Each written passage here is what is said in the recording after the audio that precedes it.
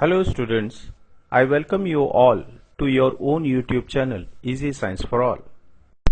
The name of the chapter is Microorganisms, Friend and Foe. The word foe means enemy.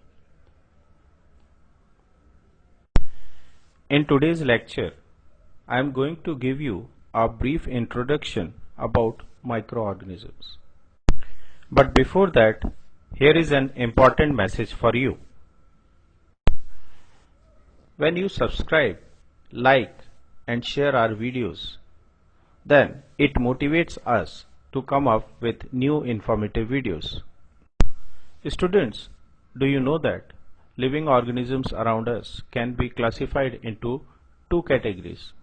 First category is of visible organisms, that is the organisms that can be seen with naked eyes, and the second category is that of invisible organisms, that is the organisms which exist around us but we cannot see them with our naked eyes. For example, plants and animals are those living organisms that are present around us and can be seen with naked eyes, whereas there is a type of organisms that we call microorganisms that are present around us but we cannot see them with our naked eyes. We need some kind of help to see them. So by now you must have understood what are microorganisms. Microorganisms are the minute organisms that are not visible to us through the naked eyes. That is how we define a microorganism. Now if somebody asks you the next question, that can we see microorganisms? The answer is yes, we can see the microorganisms, but not with naked eyes, but with the help of a microscope or a magnifying glass. This is how a sophisticated microscope looks like. But the first microscope that was invented in 1673 by Mr. Leeuwenhoek looked something like this. But who was Mr. Leeuwenhoek? He was the first person to observe microorganisms and to study about them. That's why he is also known as the father of microbiology. Have a proper look at this Leeuwenhoek microscope. The best thing about this microscope was that it can magnify images up to 250 times. That was the best part about this simplest microscope. As I told you that Mr. Leeuwenhoek was the first person to study microorganisms. So the next question that comes to mind is, what is this branch of science known as? This branch of science is known as microbiology. It is known as microbiology. So the proper definition is like this: the branch of science that deals with the study of microorganisms is known as microbiology.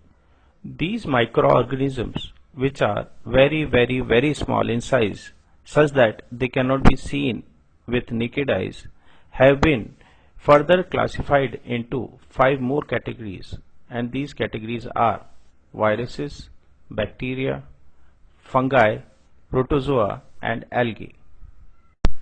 These microorganisms are also known as microbes. Since all of them are living organisms, so they must be having some habitat. Let us talk about habitat of microorganisms. The word habitat means natural home or environment of a living organisms. These microorganisms are present everywhere. They are found in soil, they are found in water, they are found in air, they are found in animals, and they are found in plants, and even they are found in human beings. So some kind of microbes you will find in water, some kind of microbes you will find in air, and likewise in animals, plants and human beings and soil you will be finding different kinds of microbes. Even these microorganisms are found on our screen. So if we are living in a polluted environment, so it might be possible that these microorganisms are living on our skin. As I told you that they are present even in human beings. So what are those places where there is a possibility of finding these microorganisms? Inside the human body, they are found in places like our nose, our throat, our mouth, intestinal tracts like large intestine, small intestine, and other body cavities. Now, if you are wondering in what kind of climatic conditions or environment can these microorganisms survive, so let me tell you that they can survive under all types of environment or climatic conditions. For example, they can survive in ice cold climate, they can survive in hot springs, the hot natural springs, they can survive in deserts, they can survive in marshy lands like this, and they can survive in dark moist places with moderate temperatures, and they can survive in aquatic habits. So there are a lot of climatic conditions in which they can survive. Now when these microorganisms are living in such kind of environment, you will find them living singularly, that is living alone, or they might be living in colonies like this.